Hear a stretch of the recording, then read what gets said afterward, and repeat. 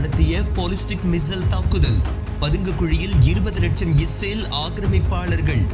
மீண்டும் நிறுத்தப்பட்ட பென்குரியன் விமான நிலைய போக்குவரத்து. போர்க்குற்றத்தில் ஈடுபடவில்லை, இஸ்ரேலியர்களிடம் கையெழுத்து வாங்கும் ஜப்பான் ஹோட்டல். ஏமனின் ஏவுகணை தாக்குதலை அடுத்து ஆக்கிரமிக்கப்பட்ட பாலஸ்தீனத்தின் பல இடங்களில் சைரன்கள் ஒலித்தன.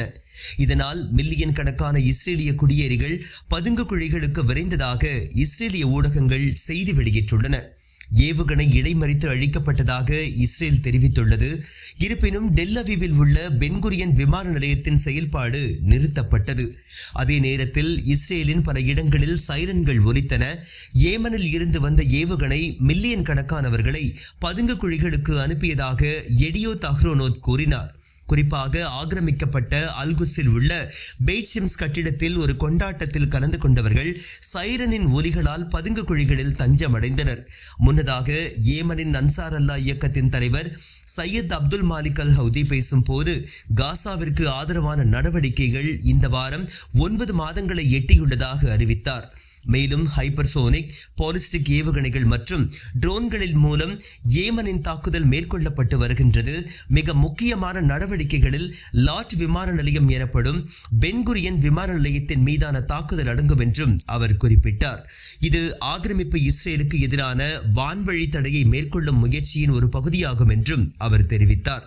செங்கடல், பாப் அல் மந்தாப் ஜலசந்தி, ஏடன் வளைகுடா மற்றும் அரேபிய கடலில் இஸ்ரேலிய கப்பல் போக்குவரத்து தடை செய்யப்பட்டுள்ளது என்று ஏமன் தலைவர் தெரிவித்தார்.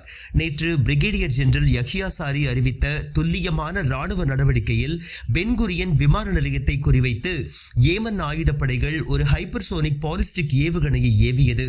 யஹ்யா சாரியின் கூற்றுப்படி அந்த நடவடிக்கை அதன் நோக்கத்தை வெற்றிகரமாக அடைந்தது.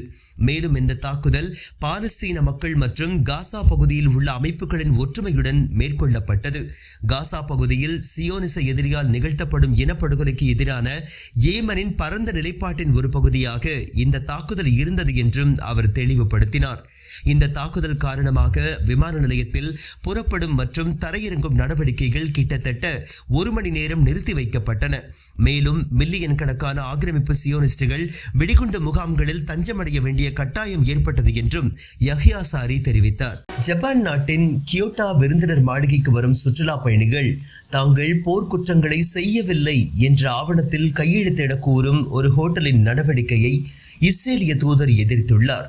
ஜப்பானுக்கு சுற்றுலா சென்ற இஸ்ரேலிய சுற்றுலா பயணி ஒருவரிடம் எந்த போர்க்குற்றத்திலும் ஈடுபடவில்லை என்ற உறுதிமொழி படிவத்தில் கையெழுத்திடச் சொன்னதைத் தொடர்ந்து இந்த சம்பவம் பூதாகரமாக மாறியுள்ளது.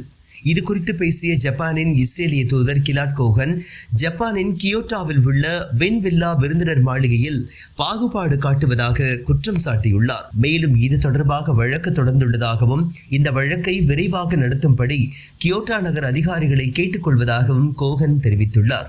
ஜப்பான் விருந்தோம்பல் மற்றும் மரியாதைக்கு பெயர் போன நாடு.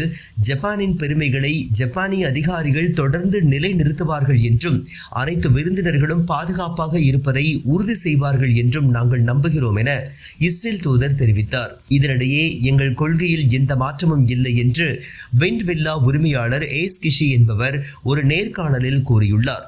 சுமார் 6 மாதங்களுக்கு முன்பிலிருந்தே இந்த நடைமுறை தொடங்கியதாக கிஷி கூறுகின்றார். மேலும் கிஷி கூறும்போது உக்ரைன் மீதான ரஷ்ய படையெடுப்பு மற்றும் காசா மீதான இஸ்ரேலிய தாக்குதல்கள் குறித்து நான் மிகவும் கவலைப்பட்டேன் என்று தெரிவிக்கின்றார். மேலும் போர்க்குற்றங்கள் மற்றும் சர்வதேச மீறல்கள் குறித்த எங்கள் கருத்து வேறுபாட்டை வெளிப்படுத்த சில நடவடிக்கைகளை எடுக்க விரும்பினேன்.